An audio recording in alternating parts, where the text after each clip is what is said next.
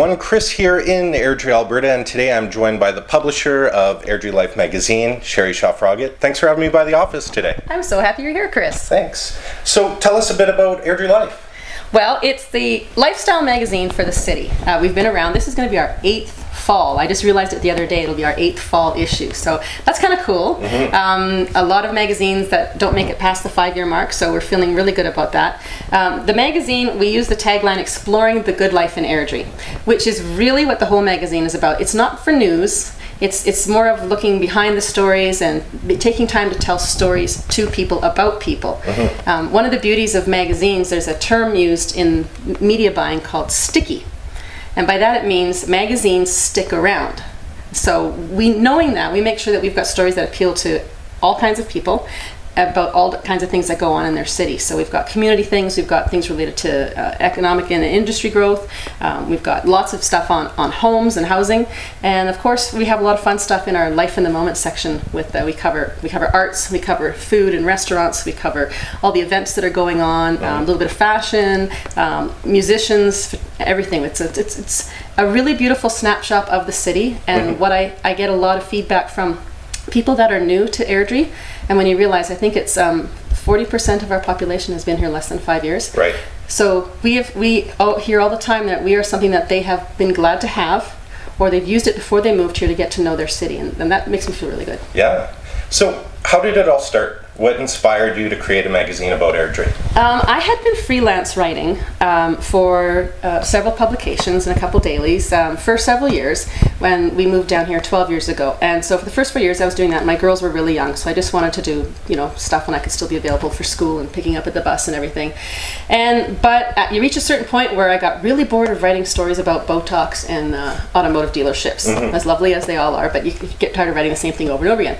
And I kind of looked around and I said, can I not write about this place? And the timing was brilliant. It's about being in the right place at the right time. Economic Development, the City of Airdrie, was looking to sort of revamp all of their communications pieces. And initially we went in and as a partnership, and I produced for the first couple issues. It was very much a voice for the city to promote businesses to move here and people to move here. And after about 3 issues, it kind of took on a life of its own, and it became much more. It became Airdrie Life. And it grew from there. I mean, the very first issue was 48 pages, and when I look at old issues, it's like looking at a bad haircut. You're like, oh my God, I can't believe we did that. Yeah. It has. I mean, when I started it, I was excited. I did all the writing and I did the photography, as lame as it was at the time, but I was, believe it or not, uncomfortable to do the sales. And I just didn't have that confidence to sell it in myself at the moment. So I had someone who came on as a partner for the first 2 years, and she did all the sales, got it all lined up, and it went great. And now, we're in a position where I have a full-time editor, I have a full-time sales manager, we have a freelance roster of about 24 writers and photographers who are exceptional, like absolutely exceptional. And yeah, I'm still involved in every day-to-day operation, but I get to spend my time now more of being out in the community and making Airdrie Life a brand that everybody recognizes and wants to be a part of our family. Right. And so there's no doubt that the city has really embraced the magazine. What do you think is kind of the secret to its success? I think the secret to the success of this magazine is what we focus on. I always joke that there's no generic articles about sunscreen, because you see that in too many other publications where they'll pull wire stories to fill space. Everything in here is based on something or someone in Airdrie, or rurally around Airdrie, because we always do a rural roots feature too. Yep. Because people say, I didn't know that about Airdrie, or I didn't know that about that person.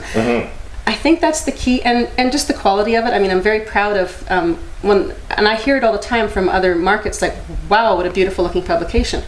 And I think and also the success is that the advertisers, I have about 75% of our advertisers have advertised with us since day one. Yeah. So they believe in it, which helps. Very good. And I have to ask you, what do you love about Airdrie? What do I love about Airdrie? Well, Airdrie Life, of course. You know what I love most about Airdrie is the energy of the people and the let's get it done, let's do it, let's make something happen. I love that vibe. And it's just, there's that youthful component, and it's very family oriented for sure, but there's also a lot of a huge entrepreneurial spirit. and it's a great place if you've got a vision or a dream. Yeah. You can make it happen here. I think so. I think you can. Yeah. Well, thank you so much. You're welcome. Thank you for having me. You can catch our episodes as well on airdrielife.com. I'm Chris Mulders, Airdrie 360. We'll see you next time.